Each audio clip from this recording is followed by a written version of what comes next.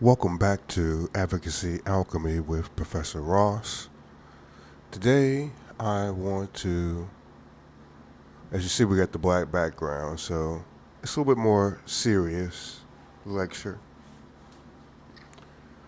We're going to look again at a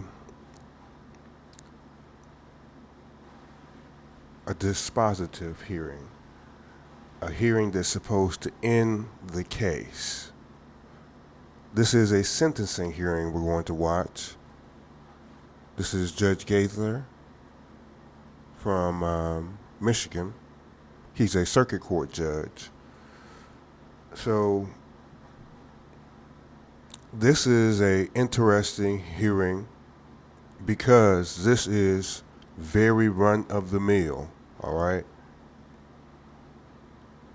In my own home jurisdiction, I'm involved with these all the time, okay? It's run of the mill. This ends a case. This happens after a plea is accepted, or this happens after if someone chooses to do a jury trial and then judge sentencing. All right. This is the ending case. This is the ending hearing, and not the ending case. But let's jump into this. I have search in.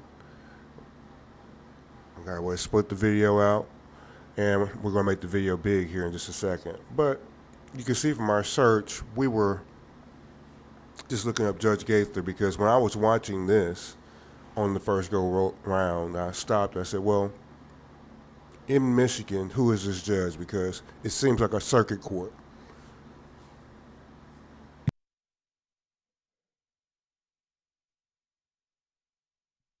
There is some good information that's put in by the people who put the video on YouTube. Their names are Gavel Gazers. We'll put a link to them in the description and a credit to this video so you can watch it in full without me pausing. All right. But this is this judge's seat. He's in the 53rd Circuit Court. He's the chief judge, so that means he's over some other judges in that same district or that same judicial, however they delineate that part of Michigan. Was that Presque Isle and Sheboygan counties in Michigan? I've never been to Sheboygan, but I've heard of it before because of the name, the way it sounds. Let's jump in. Let's take a look. I'll make that big, and let's see what Judge Gauthier is talking about during this hearing. I would just like to express, Your Honor, how dangerous of a situation this was. 4 times the legal limit, it appears, and when the police did pull in front of him to stop his vehicle, he attempts to pass them six times and eventually drives into a field. Okay, so really, one thing to start this off is that this is a hearing that was taped by Zoom. So apparently in Michigan, I've noticed that they have a lot of court that's still available by Zoom. So that means that people can watch court instead of having to actually go into the courthouse and sit in the gallery. They have a feed available by Zoom. So people can appear by Zoom if they need to, but otherwise it's just a feed that's going by Zoom. All right, let's jump back in. This is file 24-93302FH, up for sentencing on a charge of resisting police, 2 years. Okay, so you heard him read out some numbers and letters at first. He's calling that out because off to the side, you can't see, but you see the picture of him here on the bench. And they call it on the bench. He's just sitting in the chair up here, and Next to him, either to this side or to this side or directly in front of him, is his court reporter, and that's usually a stenographer who's either typing on the little machine, all right, or speaking into a mask, talking out everything that's being said in the courtroom. But the key thing is when you're in court, everyone makes you go one at a time because someone is actually taking down what is being said. Now, it's also being recorded too, so they can go back and still catch everything that was said and build a transcript. But he calls the case out first, meaning that he calls out the numbers and the style of the case. This is probably his criminal docket day. That means he's just going to deal with all criminal cases on that day. You see, this feed is titled, I guess this is Presque Isle Circuit / Probate Court. So that means he probably does probate court also. All right. Or this is the courtroom that they come and use, and whoever's the probate judge comes and does that. All right. At both sides here, you have one feed that shows a view of the courtroom.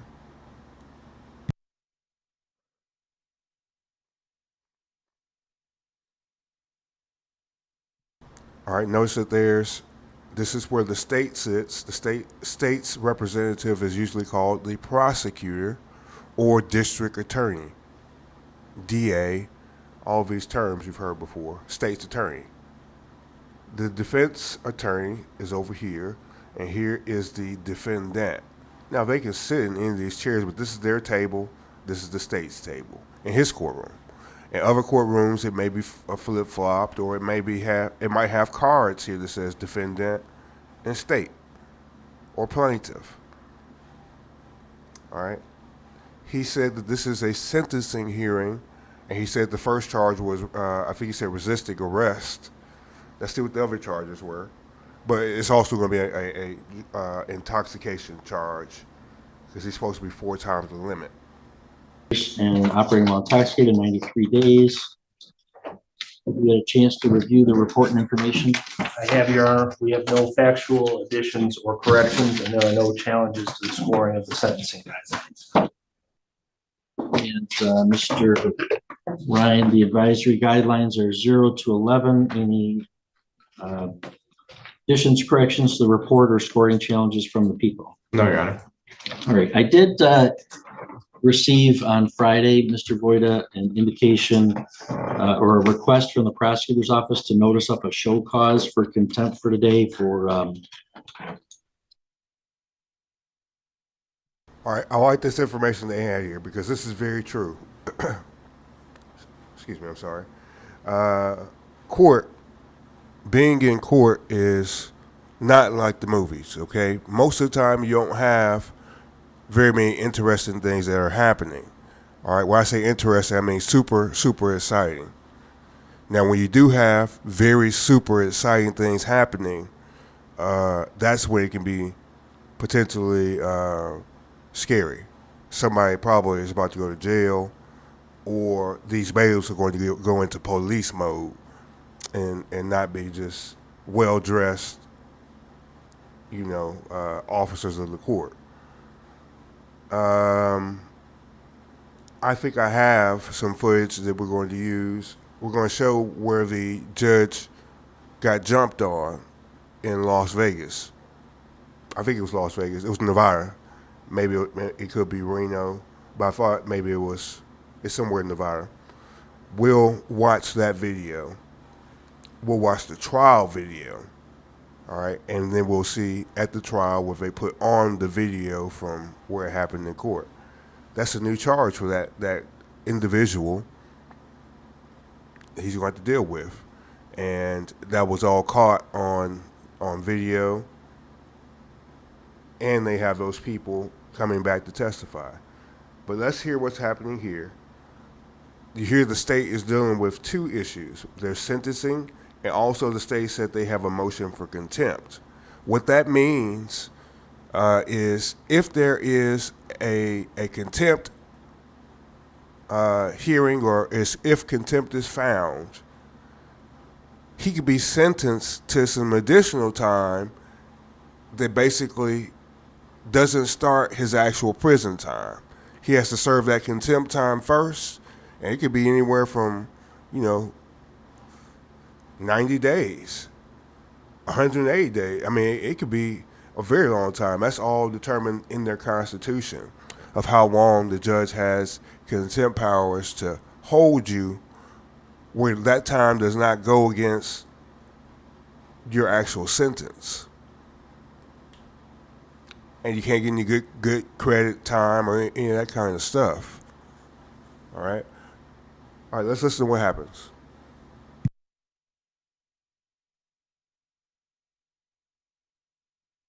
An alleged missed test on the sober link in August and a positive test, a slight positive back in May. I declined to issue the show cause for lack of notice for today, but I did want you to be aware that then, I guess based on that report, I am considering as a probationary term, switching him to the Scram Tether for a while. So if you want to address whether you think that's appropriate or not, go ahead with any allocution. Thank you, Your Honor. We've reviewed the recommendations, and taking in light, Your Honor's, the information from the court just now, we're in support of that. Okay, so you heard him say that he's thinking about instituting a sort of new requirement that he has a tether. That's basically the machine you have to blow in to start your car. All right? And every time he wants to start his car, he'll have to blow in that machine. It has to get a reading, and then it will allow him to start his car. And I think sometimes it even it makes you cut off your car every so often if you're driving for a long period of time to make sure you haven't been drinking on the way. It just depends on the system. Now, you heard his defense attorney is in favor.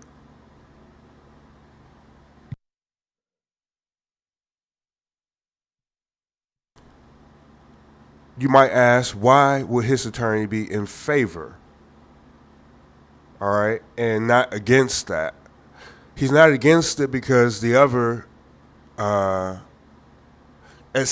makes it sound like before the judge has announced what the sentence is going to be, it makes it sound like he's not going to be put in prison. Okay? So that's the positive. All right? No, don't fight the battles that you've already kind of won. Or don't make it in the reverse, because the judge always could say, okay, we're going to hold you in contempt, and instead of being free with some conditions, you'll be incarcerated in jail. And we ain't got to worry about you having driving privileges because you will be in jail. All right, let's jump back in and see what they have to say. Scram Tether would be good. It has been a good method of accountability for my client to use SoberLink for the last 10 months, and he's done very well on that. You've seen in the recommendations in the PSIR that my client is employed, has stable employment, has family support. He has all the motivation in the world to keep himself afloat. What you don't see in there is that he's made amends with Deputy Rabot. He's known Rabot for years, and after this incident, he was mortified by what he's done and has cleared the air, had a conversation, and apologized to him. And it's my understanding that apology was accepted. And so he's taken personal responsibility, person to person, and now to this court for what he's done. And he's shown you over the past 10 months what he's capable of doing when he puts his mind to it. He's a capable guy.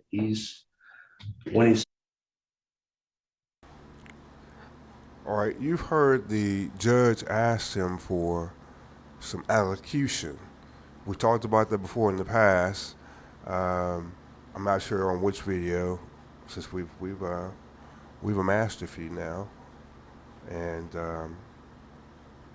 but the thing is, in my home state, allocution is usually for the defendant to talk and tell the judge about what happened and whether they're sorry or whatever. Here in this jurisdiction in Michigan, they allow the attorney to talk. Now, in my home jurisdiction, the attorney can talk, but that's only if there needs to be some further clarification on what the defendant has to say before they become the convicted defendant. Okay? So that's a little bit of a difference between, jurisdictions. And keep in mind that we sort of, in most of the 50 states, we do things generally the same. There may be small differences, but the law is generally the same. That's why now this wasn't what it was when I came out of law school, but now there's a uniform test for all 50 states. See, when I came out, I was probably that last line of lawyers before they started that. You basically bar in whatever state you're going to be practicing in, or you may bar in a state that has comity or has, reciprocity with several states.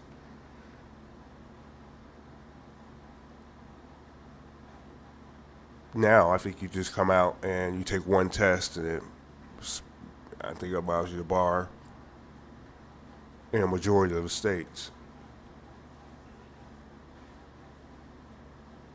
All right, but anyways, with that, let's jump back in. Let's see what Judge Gauthier is going to say after this allocution ends. Sober, he's a heck of a guy to know. And the goal here is to keep him sober. We think those recommendations appropriately take that into account, and we'd ask that you adopt them. Great, thank you. Mr. Tolgetska, it's not required that you would say anything today. If you don't, I certainly don't hold that against you, but you're also allowed to make a statement. Anything you wish to say, sir? I'd just like to apologize on everybody's behalf and to law enforcement. My judgment that day was impaired, and that police report, that's not me, coming sober. So I'd just like to apologize. And like I said, I did personally apologize to Officer Rebeau that I've known for a long time. Okay. I hope you understand, at the speed you were driving and the level of your alcohol, you could have hit and killed somebody, and then it would be cold comfort to their family that, gee, that wasn't you that day. Interesting thing. Let's talk for a second here. Excuse me. Judge Gauthier is speaking now to him about the case, and he can talk to him however he pleases. Let's talk about Dicta.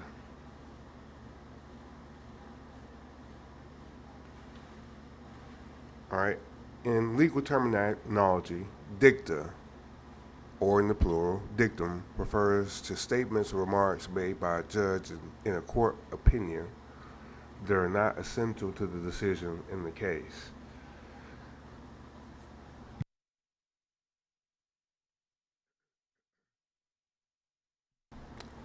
These comments are not binding as to legal precedent, but can be persuasive in future legal arguments. All right. So dicta is usually in the written form on an opinion. All right. The opinion is what usually comes down from appellate level courts, a decision on a case. At a trial level, much of the case happens in what's actually said in court. That's why it's important to have a good record made by making objections at the proper time, because the only thing that the opinions at the appeals levels are made on are transcripts and argument from most of the time attorneys who were not involved in the lowest level hearings. So there's a level of removal every time you talk about going up higher. Having a case heard at the Supreme Court, it could be, years after whatever happened passed. Okay. So let's listen. We're gonna go back a little bit, and we'll listen to what Judge Gauthier has to say.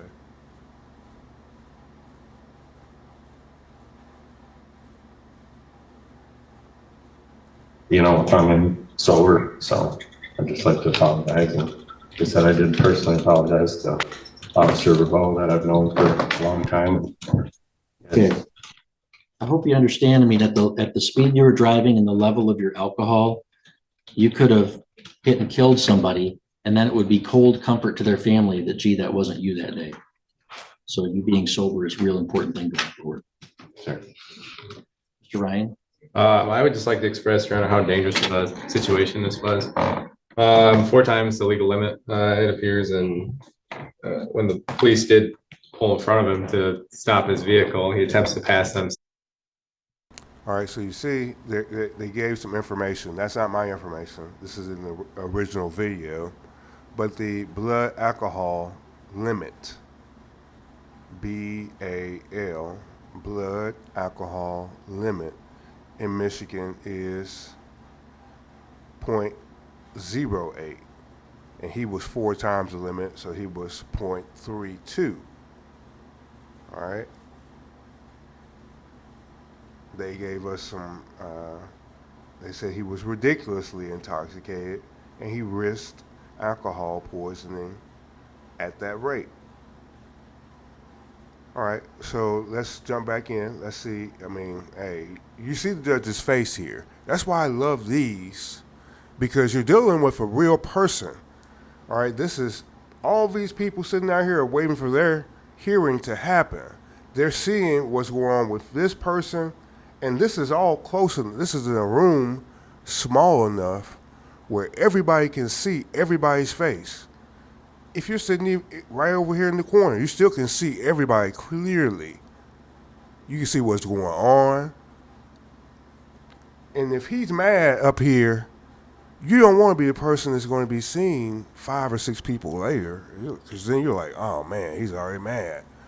I don't want him dealing with my issue while he's upset. So maybe he'll take a break, or maybe he'll drink some water, or maybe this won't end badly. Let's watch. Six times and eventually drive into a field to his father's house.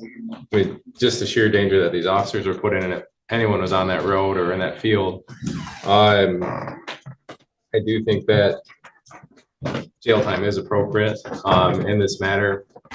Maybe the lower end of the guidelines, certainly, but I just think it's such an unacceptable and dangerous scenario that these officers were put in. Thank you. Well, Mr. Tilgetska, you're here today. You have no prior felony convictions. The guidelines do call for what the law calls an intermediate sanction, which means I have to start with presumption of probationary sentence without incarceration unless there's reasonable grounds for it. The prosecutor's right, that's a close call whether that's present here, because your driving behavior was pretty dangerous here. The sentencing offense is resisting, obstructing police, so that the sentencing guidelines of 0 to 11 apply to your refusal to exit the vehicle. The fleeing and eluding charge was dismissed. And the drunk driving charge, although this was, as I've said, a very, very serious and dangerous drunk driving situation, it is a first offense for you. So the drunk driving is a misdemeanor offense. You have been on bond sometime. I'm not sure. As I look at that report I got, I don't see major problems. All right, so I think he's done talking about what the charges were. Let's talk for a second there. So we heard him talk about that there is a charge that was dropped that was fleeting and eluding. Let's look that one up, because we have to wonder, how does this case get to the circuit judge and not get decided by the district judge? District judges deal with misdemeanors. Circuit judges deal with felonies. So we heard that the drunk driving, if he had more than one, would be a felony, but on your first offense, it's only a misdemeanor. So we're going to look at Michigan law.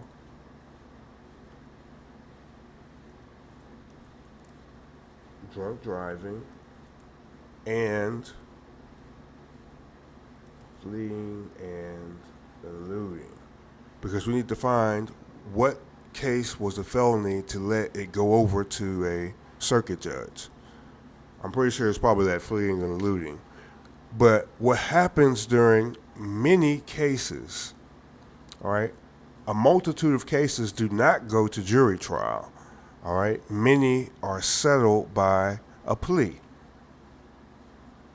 When people plea, sometimes they have a opportunity to work with their attorney and with the state to determine that everyone's willing to accept a lower punishment for a lesser offense, or sometime to drop some charges that the state believes they actually have, good reason to bring, but they'd be willing to drop them if a person is willing to accept some punishment.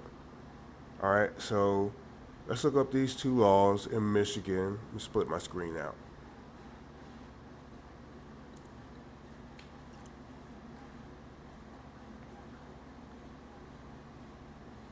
Okay, in Michigan, operating while intoxicated, commonly known as drunk driving, is a serious offense with stringent penalties.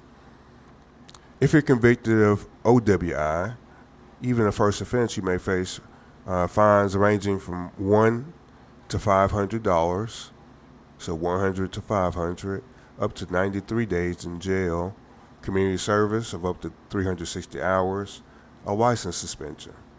All right, these penalties escalate with higher blood alcohol content, all right, levels, or subsequent offenses. For instance, first offense with 17%, so that's just double, or higher, can result in fines of up to $700 in jail up to 1 year. I'm sorry, half of a year and 1 year suspensions of your license. All right. Tell me about the fleeing and eluding. All right. A police officer is fleeing and eluding a police officer is another serious felony offense in Michigan. The severity of this crime is put into 4 degrees. Fourth degree, you can get up to 2 years in prison. That's the one that brought them there. Okay. Fourth degree is their lowest degree. First degree is their highest. Let me break the screen up so you can see. All right. Fourth degree is the lowest. First degree is the highest. And you see how it goes up. 2 years prison. Third degree, 5 years in prison. Second, 10 years. First degree, 15 years in prison. All right. So these are some hefty sentences. All right, so let's jump back in. Let's see where we're at.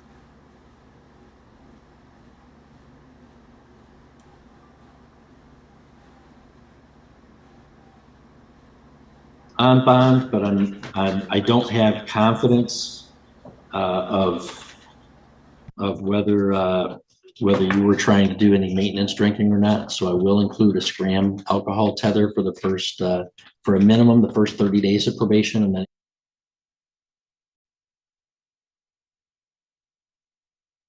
for a minimum the first 30 days of probation, and then it can be removed at your supervising agent's discretion.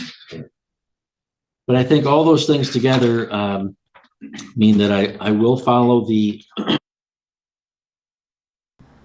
Man, that's interesting with this kind of device. I have not heard of this, so this is interesting. Scram device is an ankle bracelet that continuously monitors alcohol consumption through sweat analysis.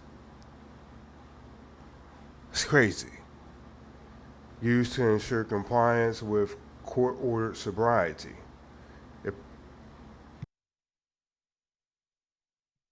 It provides real-time data to authorities detecting any alcohol intake by the wearer. I wonder how much one of these devices costs per month or per week. That's crazy. All right, let's jump back in. Recommendations of the Department of Corrections for a probationary sentence of 18 months. You are eligible for discharge early at the halfway point if you successfully completed all required programming. We're going to hand you a piece of paper explaining that process. You're on probation. You're going to be subject to the terms and conditions listed on pages 2 and 3 of the pre-sentence report. I want to highlight just a couple for you. You have to complete a substance abuse assessment and any treatment as referred by your field agent. You have to seek and maintain full-time employment.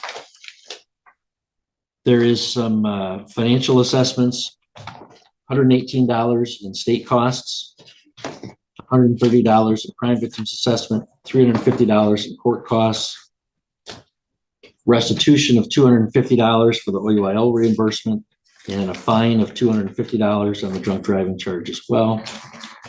I guess the probation. Okay, I can say that in my home jurisdiction, there's a bunch of those different fees you've heard.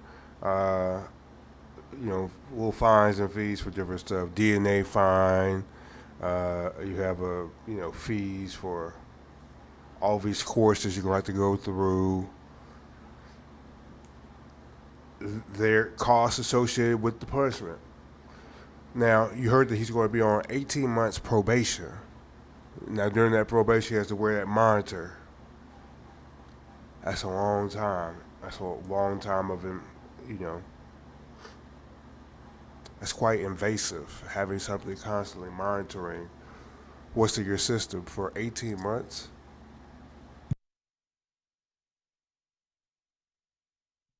Now, that punishment is in lieu of going to prison. So I guess many times if you have a job and you can keep paying. Now, there are technical violations. If he fails to pay wherever it costs to be on that monitoring, he can go to prison. So people's freedoms are at stake here.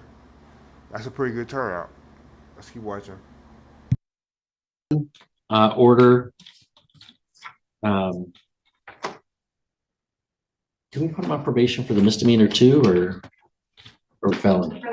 Yeah, The felony, Your Honor. So the probationary order will only include the felony count. I think that covers though the rehabilitation goals will be substance abuse treatment and to address the needs identified in the COMPASS assessment. Order that you serve 4 days in the Prescott County Jail and give you credit for 4 days previously served. So, Mr. Tolgetska, that's the sentence of the court. If you wanted to appeal, you'd have to file an application. Okay, so you heard also that he has 4 days of jail time credit. So that means he actually stayed in jail for 4 days before he bonded out. He will then receive that credit towards his sentence. So he has the 18 months minus 4 days. And those 18 months will be allowed to serve, on a supervised probation, which is going to be some kind of ankle monitoring. Now, if he gets in any trouble or if he violates those conditions of his his probation, he can be revoked and he potentially could have to serve a term of imprisonment based on whatever the revocation cause was. All right, so in criminal court, you deal with a lot of sentencing and revocations. People coming back because they've done something wrong. They've while they've been on probation, they tested hot for some substance, or they committed a new crime. all those types of things. It becomes quite the revolving door. All right, it's always good when people don't come back. To the Court of Appeals. If you wanted a lawyer appointed for you, you'd have to request that within 42 days and qualify.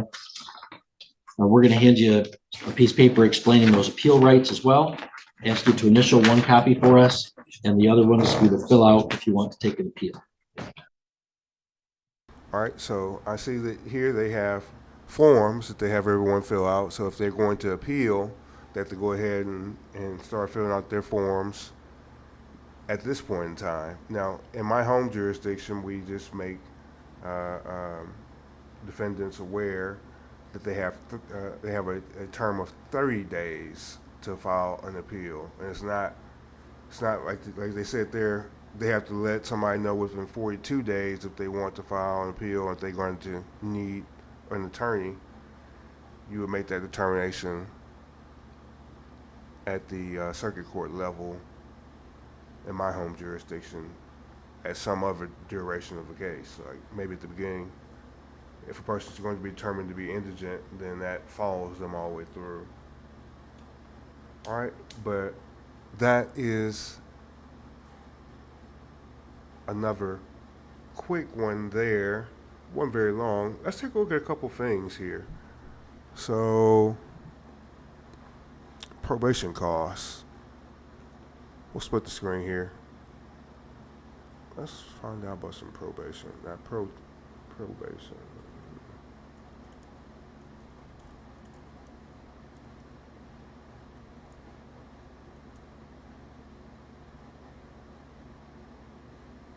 Trying to figure out one way to call the person.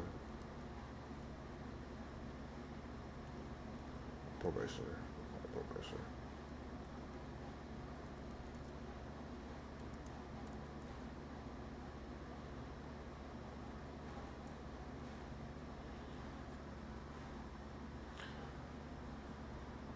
All right, supervision fee.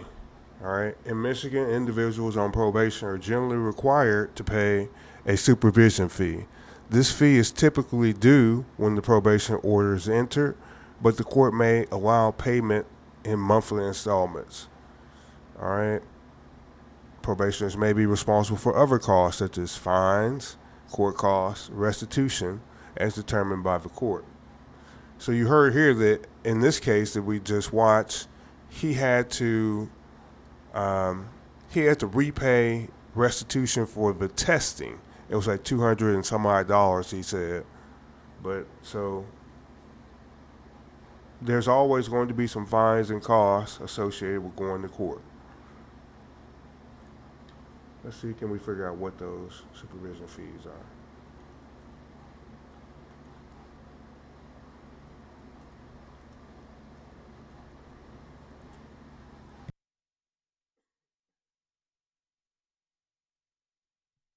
Okay, so we found it. All right, so in in Michigan, as previously mentioned, individuals placed on probation are generally required to pay a supervision fee.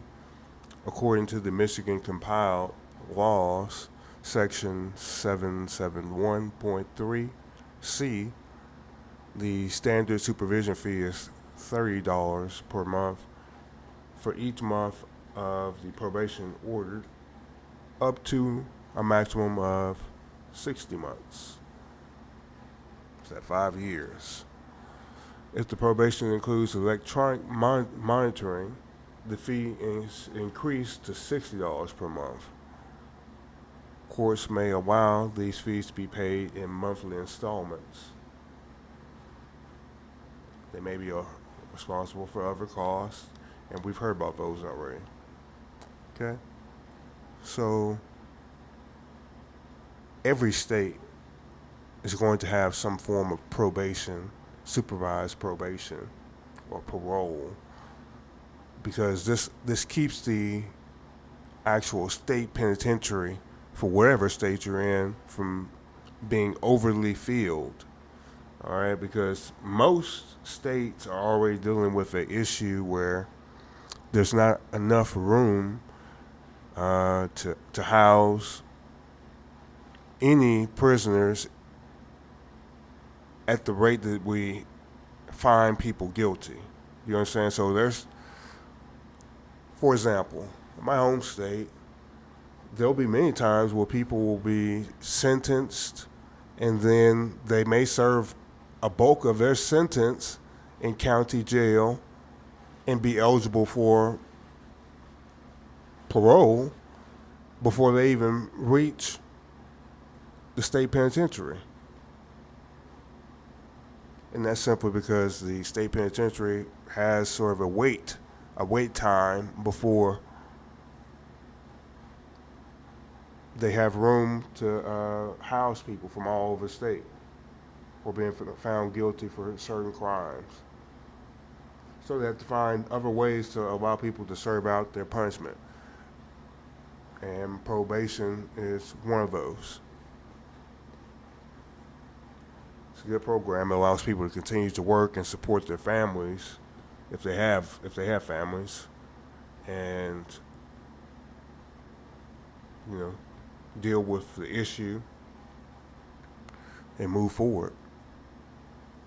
But once again, this is Advocacy Alchemy with Professor Ross. The focus of today's lecture was to hit a point that's a little bit more serious. It's one that you see all the time,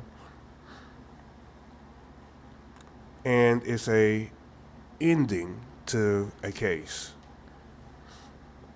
You see, there's an opportunity for others to speak if they need to toward this case. Victims can have an opportunity to speak during those types of hearings. The defendant has the opportunity to speak and be heard. But the rundown is, if it's a plea that's being accepted, the person will need to give facts of what exactly happened and admit to doing whatever happens.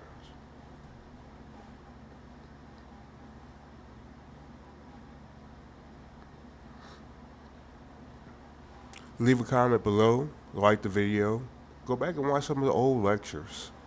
If you have any ideas of what you would like me to talk about, leave a comment. With that, this is Advocacy Alchemy with Professor Ross. You all have a good day.